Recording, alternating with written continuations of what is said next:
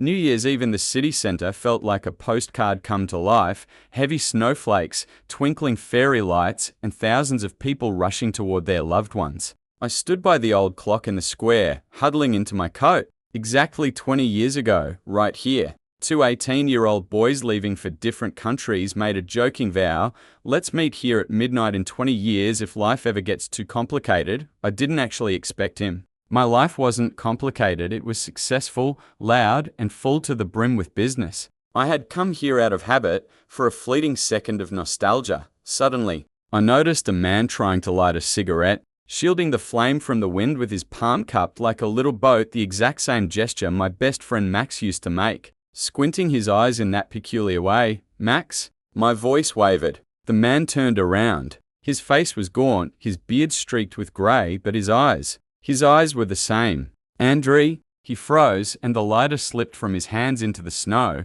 We stood facing each other, separated by 2 decades. I saw his worn-out jacket and the exhaustion in his shoulders. I, meanwhile, stood before him in a suit that cost more than his annual salary. I felt a sudden pang of guilt for my success and wanted to say something, to offer help, but he beat me to it. "You came," he smiled, and there wasn't a hint of envy in that smile. "I guess you also felt like something real was missing amidst all the noise?" "I thought it was just childhood nonsense," I admitted. "And you? How did you get here?" "I hitched rides for 300 kilometers, he answered simply. "I lost my business, got divorced, moved through 3 different cities. But this morning I woke up and realized the only place where I'm still that same Max is right here, by this clock, next to you." At that moment, the bells began to strike midnight. Around us, people cheered and popped champagne, but we just stood there, watching the falling snow.